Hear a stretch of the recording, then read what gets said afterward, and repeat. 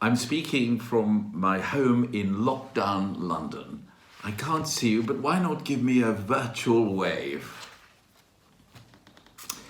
Now, we're living in what I call VUCA times: volatile, uncertain, complex, anxious.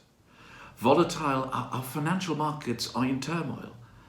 Uncertain, what does post-coronavirus look like? And complex, have you ever known a time when the issues are so complex? And anxious, how do we live today?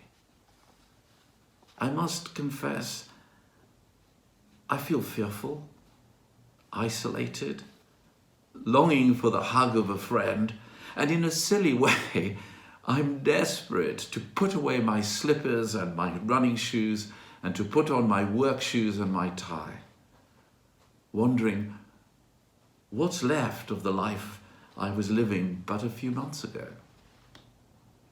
What the world most needs now, we have: the hope for the future, because Jesus rose from the dead, is alive and is with us, and in the midst of this crisis is still here.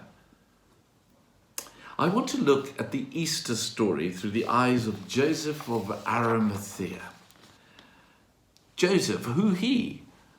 Arimathea, hard to say. I was once introduced as speaking on Joseph of Arimathea. Well, our rhythms of life have certainly been destroyed by this pandemic. Joseph appears in only 16 verses, which describe the extraordinary calling of this ordinary lay person. He's but a footnote in the great Easter story, a part of the small print. Sometimes we, and I certainly, feel like that, just the small print in other people's stories, the unrecognized cog in teams that are led by others. And like many of us, Joseph had been on a journey. He followed Jesus secretly because he was afraid of what others would think of him. He was a pragmatic person, not an ordained person. And Luke tells us he was a member of the ruling council, a good and upright man who had not consented to their decision and action. He was not part of the majority that had consented to condemn Jesus, an innocent man, to death. He bravely stood up and spoke for what he was right, and not only for what was convenient.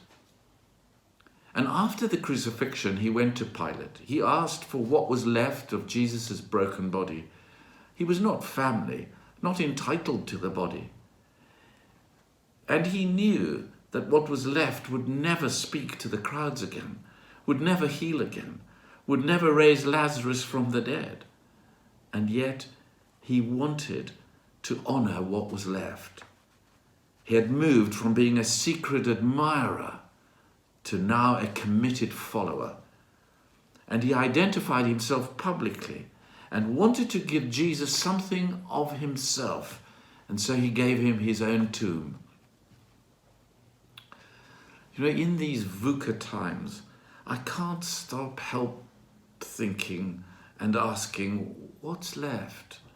What's left of the future plans made but a few months ago? What's left of the relationships that were blossoming? What's left of the hopes for a fresh start at work?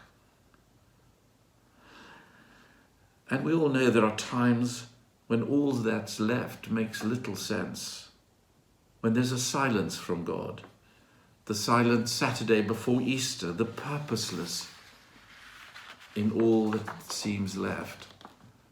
But the key is that Joseph acted not knowing what would happen on Resurrection Sunday. Now that's faith. Acting when you don't know how the story will end.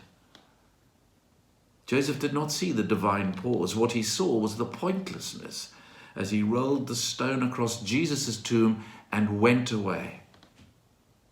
All of us have silent Saturdays when life seems pointless, hopes are buried, and when it appears that even God himself has disappeared from our lives. Do you know, it's amazing to me. At the time of Jesus' death, his disciples were nowhere to be seen. I mean, where was John? Where was Peter? Where was Thomas? Mind you, I suppose he had doubts, so we can forgive him. But the other leaders, while some disciples watched from a distance, others left. And Joseph rolled up his sleeves and did the dirty burial work. We can really learn from him. Joseph was not an observer. He took initiative. There was a job to be done. And it's through our practical, ordinary acts that people can read and see Jesus. And the one thing this pandemic is teaching us is to learn to work together, to partner, to pool resources. Joseph phoned a friend, Nicodemus, who like him was a seeker. He had snuck up secretly by night to Jesus. He knew he couldn't do it alone. And together they made a burial plan. Together they became partners.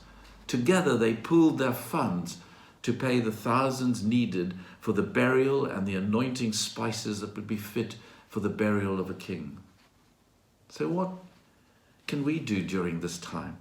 Shrug our shoulders? Well, no. We can form new partnerships and get stuck into our church, our workplaces, our community projects. Do you know, it struck me that any crisis can either freeze us or free us.